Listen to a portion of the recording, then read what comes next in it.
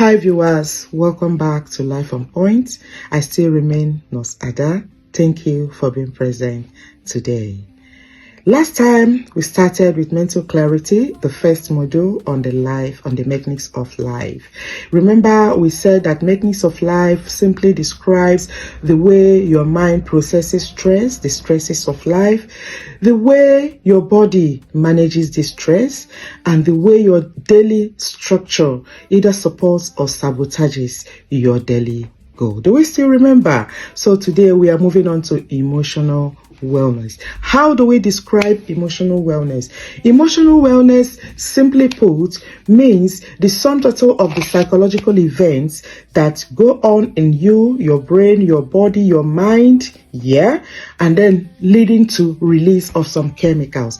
And these events typically last for 90 seconds. We will be wondering, must it last 90 seconds? Typically it is programmed to last 90 seconds, but ordinarily and in real life situations, it may last for hours or days, depending on the situation surrounding it. However, we want to emphasize that the only factor that elongates or prolongs the length of this emotional reaction and events is feeding it on our thoughts. If we continue feeding these emotions, these psychological events with thoughts, they may last for hours or days. And the longer they last, the more we dwindle towards emotional unhealthiness, towards emotional negative impact, towards emotional breakdown, towards overreaction. So what are we going to do? Today we are here to discuss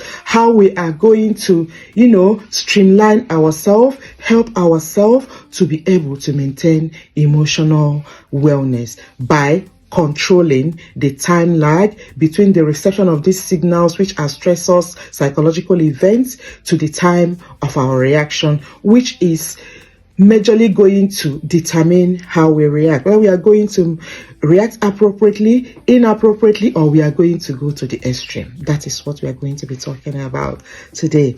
Okay, before we proceed, we cannot talk about emotional wellness without visiting emotional intelligence. It is very important. For us to achieve this wellness, we need to be emotionally intelligent. But there are a lot of misconceptions regarding emotional intelligence. People think that emotional intelligence simply means being able to remain calm in the face of psychological events, these emotion triggering events. No, I disagree. Oh yes, everyone has their school of thoughts, but I don't really think that being calm is achievable. It's not an achievable goal because we are emotional beings. We tend to react. Actions and reactions are equal and opposite. So remaining calm in the face of psychological events is not termed emotional intelligence. I am thinking emotional intelligence is being aware that there is a presence of these emotional stressors, the psychological events, but we are able to place them under control. We are not allowing them to overtake us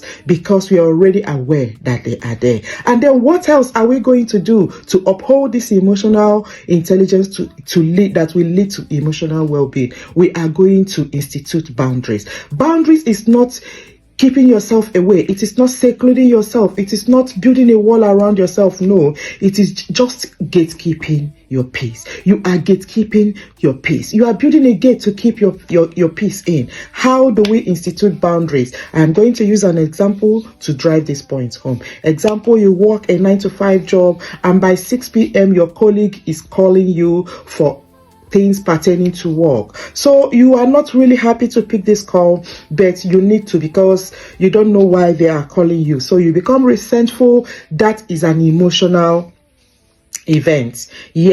This call is a stressor, the emotional event. Now you are reacting to this emotional event. You don't want to pick this call, so you become resentful, but you've got no choice. You have to pick it. So you pick this call and you spoke to this colleague of yours, even though you are not happy. So you have achieved this, you've answered this call, but you are not happy, but you have not also achieved, you have not instituted boundaries. You've not been able to institute boundaries. What is boundary? What were you supposed to do? What could you have done better? You were supposed to pick this call, speak to your colleague, and then remind them that you don't usually talk about work situations. You don't check on work informations after work. If he or she doesn't mind, this is boundaries. You have locked in your peace. Next time, this colleague or others who already know are not going to be calling you after work. With this, you have enough time to unwind, enough time to rest,